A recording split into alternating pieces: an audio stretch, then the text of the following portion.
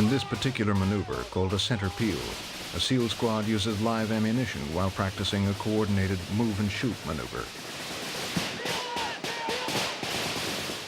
Despite the appearance of overwhelming firepower, an 8-man squad's rate of fire is limited by the amount of ammunition they carry, often not more than 4,000 rounds.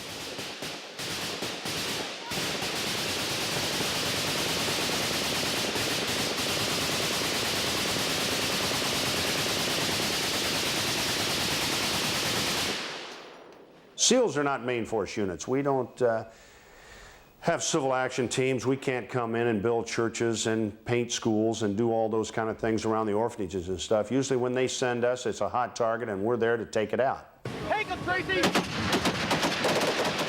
We'll stay within the confines of humanity, hopefully, but it's a dirty business, and the three things come into play. We have to be decisive, we have to be aggressive, and most importantly, we have to be ruthless. There's just not enough of us normally, and when we get there, we have to take care of business.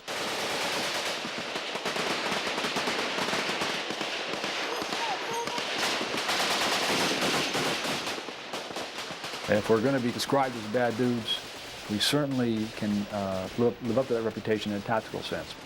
We're highly trained, extremely aggressive, extremely bright young men, absolutely fearless in a tactical sense. And if that's the definition of a bad dude, they certainly fall within that definition.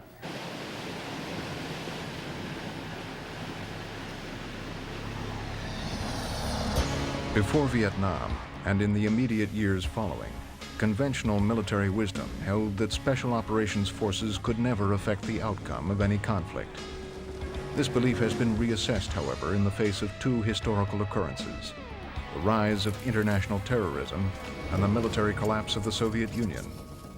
As the emerging pattern of smaller localized world conflicts brought a timeliness for their unconventional methods, SEALs have continued their training in sabotage and surprise precision attacks, which sometimes could include civilian targets.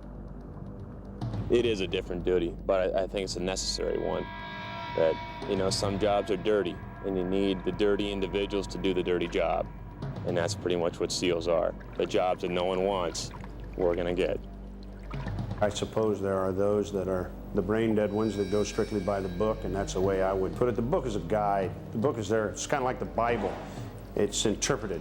You interpret the book and apply it in the best way you see fit. It's a good guide, and I'm certainly not a by-the-book man. Some issues I am when it comes to discipline, accountability, things of that nature.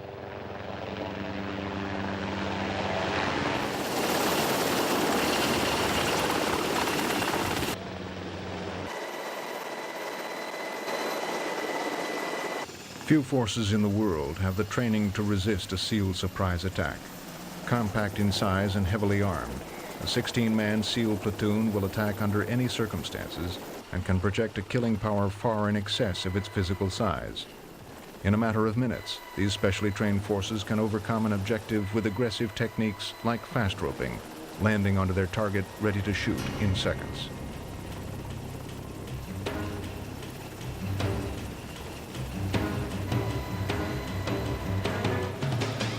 SEAL training and preparation enabled them to be ready for the missions they were assigned in the Gulf War.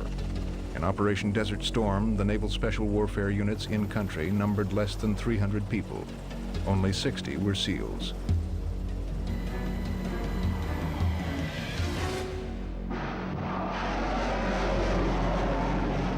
During the Gulf War, the SEALs performed many different tasks, such as detonating floating mines and inspecting shipping in the Persian Gulf.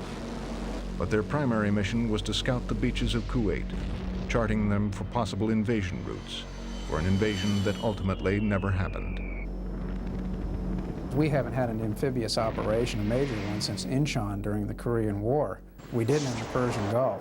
So the SEALs operation there was to launch a feint maneuver, to pretend that there were Marines landing on the coast of Kuwait when there really wasn't.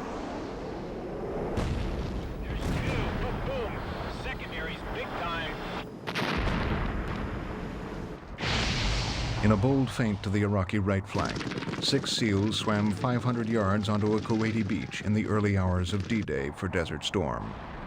Hiding in the shallow surf, they rigged a series of explosives which went off on a staggered timeline, creating the impression that an amphibious invasion was underway. This diversion succeeded in tying up a division of Iraqi soldiers.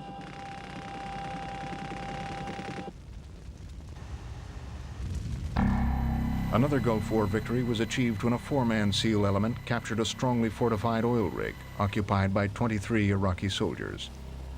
Notwithstanding their success in working alongside main force units, the SEAL's strength remains in their ability to act independently.